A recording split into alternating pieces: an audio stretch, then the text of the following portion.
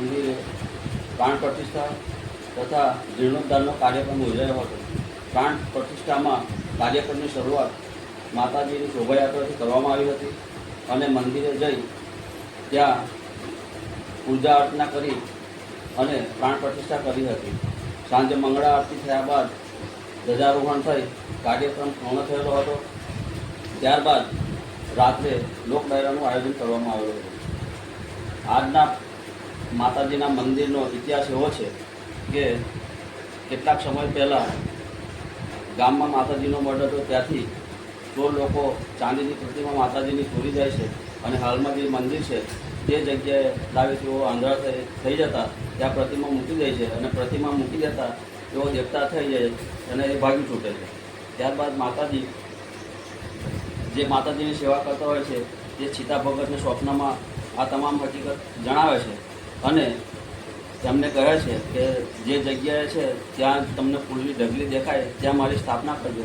સવાર થતાં સીતા ભગત ગામના આગેવાનો તથા એમના સાથી મિત્રોને લઈને સ્વપ્નમાં દેખાતી જગ્યામાં જાય છે તો ત્યાં ફૂલની ઢગલી હોય છે અને ત્યાં માતાજીનું નાનું એવું મંદિર બનાવે છે. અને એકબીજા ઇતિહાસ પ્રમાણે પાટણના સિદ્ધરાજ જયસિંહ સહસ્ત્રલિંગ તળાવનું ખોદકામ કરાવતા હોય છે.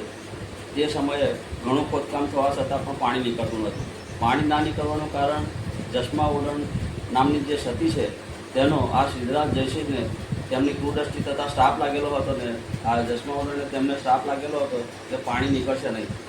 તેથી જ્યોતિષીઓ દ્વારા જોશ જોડાવતા આ બધું માલુમ પડતા એમ જાણવા મળેલ કે અહીંયા 32 લક્ષણા પુરુષનો જો હોમ કરવામાં આવે, બલિદાન આપવામાં આવે તો પાણી નીકળે.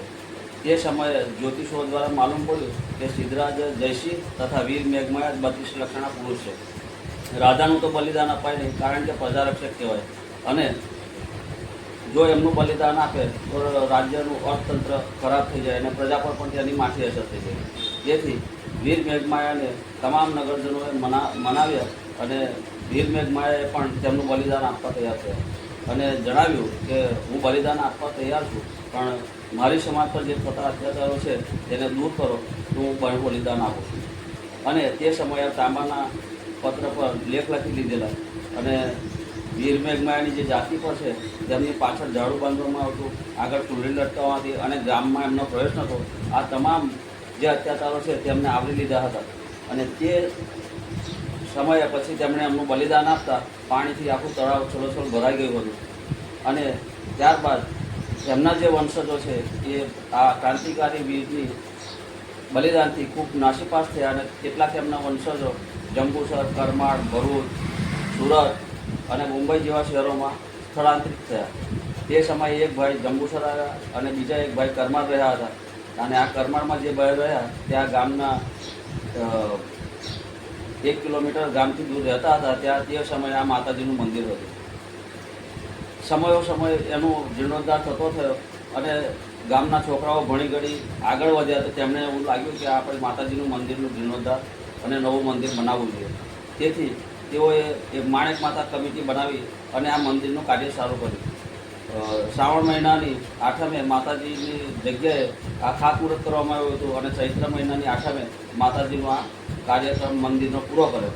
કાર્યક્રમની રૂપરેખામાં આ તમામ સાંજે ડાયરાનું આયોજન કરવામાં આવ્યું હતું અને અહીં જંબુસર તથા આમોદ તાલુકાના ધારાસભ્ય શ્રી ડી કે સ્વામી સાહેબ, કાવી કંબોયના મહંતશ્રી તથા કસાદ ગામના મહંતશ્રી જેઓ કેસડી ગુરુ ગાદીના ગુરુ છે તેઓ પણ આલમધામ કસાબના ગુરુ મનસુખદાસ બાપુ પણ હાજર રહ્યા હતા. ભીલાપુરના પાબલ બાગાની જગ્યાના જે મહાન છે અને હાલ જેઓ ગોધરા રહે છે તે લાલદાસ બાપુ પણ હાજર રહ્યા હતા.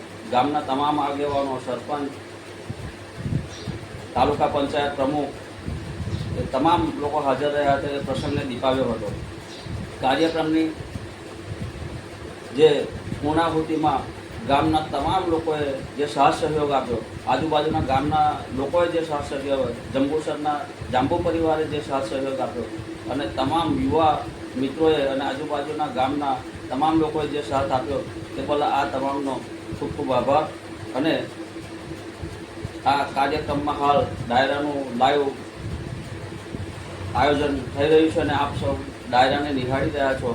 અને આ કાર્યક્રમ અહીં ખૂબ સરસ અને ભવ્ય થઈ રહ્યો છે. જય માણેકમાં, જય જુદલપીર, જય વીર મેઘમાં.